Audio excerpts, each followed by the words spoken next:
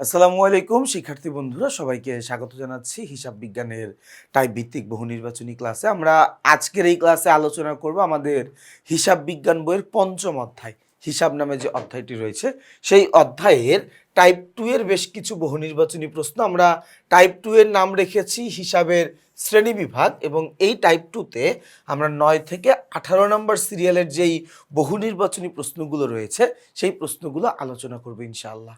এটা যদি খেয়াল করে দেখি, আমাদের প্রথম প্রশ্ন 9 নম্বর প্রশ্নে বলেছে যে অগ্রিম প্রাপ্ত আয়কে গণ্য করা হয়। দেখো ভাইয়া, অগ্রিম প্রাপ্ত আয় এটাকে আমরা বলি হচ্ছে দায়।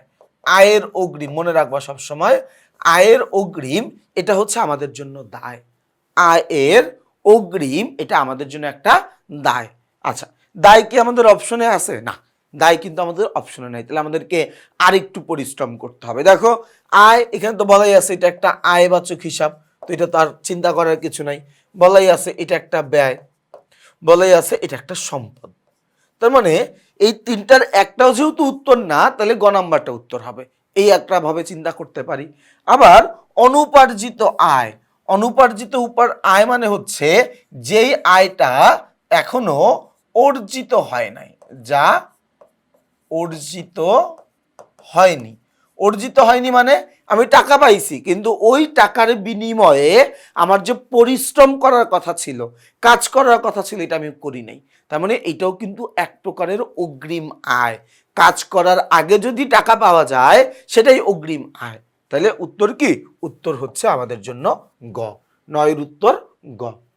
চলে যাব প্রশ্ন নাম্বার 10। 10 নম্বর প্রশ্নে বলেছে স্কেল, ক্লিপ, কলম ক্রয় কোন ধরনের হিসাবে লিপিবদ্ধ হবে? আমি কি কি কিনছি ভাইয়া? স্কেল কিনছি, ক্লিপ কিনছি, কলম কিনছি। এগুলো সব আমার জন্য স্টেশনারি আইটেম, তাই না? স্টেশনারির বাংলা হচ্ছে মণিহারি, যে কারণে এটাকে আমরা বলবো হচ্ছে মণিহারি হিসাব। কি বলবো? মণিহারি হিসাব। অনাদায়ী পাওনা কোন জাতীয় হিসাব ভাইয়া?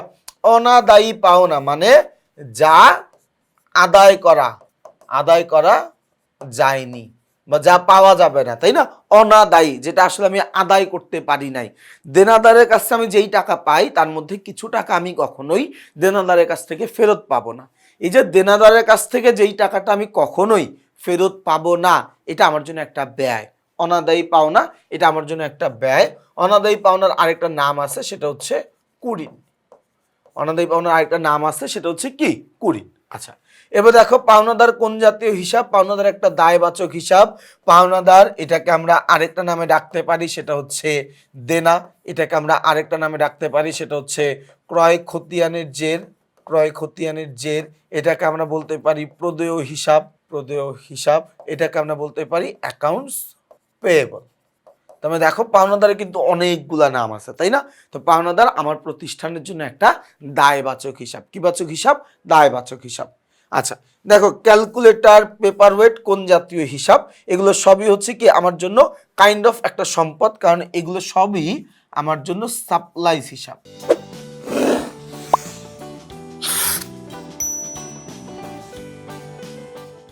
এগুলো সবই কি আমার জন্য সাপ্লাইজ। সাপ্লাইজ কেন ভাইয়া? একটু খেয়াল করে দেখো, মণিহারির চাইতে বড় বাট অফিস সরঞ্জামের চাইতে ছোট যা কিছু আছে সেটাকে আমরা বলি অফিস সাপ্লাইজ। সেটাকে আমরা কি বলি?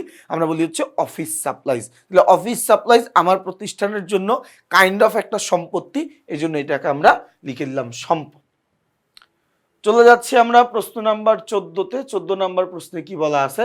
বলা আছে বহি ফেরত কোন জাতীয় হিসাব? বহি ফেরত, বহি ফেরত মানে আমি বাইরে ফেরত পাঠাচ্ছি, আমি ফেরত পাঠাচ্ছি, তাই না? এই বহি ফেরত, বহি ফেরত মানে কি? আমি এই পণ্যটা বাইরে ফেরত পাঠাচ্ছি। বহি ফেরত, বহি ফেরত আমি ফেরত পাঠাচ্ছি। আমি ফেরত পাঠাবো কোনটা? যেটা আমি কিনে নিয়ে আসছিলাম। তার মানে বহি ফেরতের আরেক নাম হচ্ছে ক্রয় ফেরত। আচ্ছা ভাইয়া, পণ্য ক্রয় করলে আমার ব্যয়ের পরিমাণ বাড়ে, ক্রয়কৃত পণ্য ফেরত দিয়ে দিলে আমার ব্যয়ের পরিমাণ কমে যায়। পণ্য দ্রব্য ক্রয় করলে আমার ব্যবসায়ে ব্যয়ের পরিমাণ বৃদ্ধি পায়। আবার ওই ক্রয়কৃত পণ্যটাকে আমি যদি ফেরত দিয়ে দেই তাহলে আমার ব্যয়ের পরিমাণটা কমে যায়। তার মানে কি? এটা জড়িত কার সাথে? ব্যয়ের সাথে। জড়িত কার সাথে? ব্যয়ের সাথে। তাহলে এটাকে আমরা বলতে পারি ব্যয়। যদিও এটা অ্যাকচুয়ালি ব্যয়বাচক হিসাব না, এটা ব্যয় হ্রাসকারী একটা উপাদান। এটা একটা ব্যয় হ্রাসকারী একটা উপাদান। আচ্ছা, এবার 15 নম্বর প্রশ্নটা আমরা দেখব, প্রাপ্য কমিশন কোন জাতীয় হিসাব?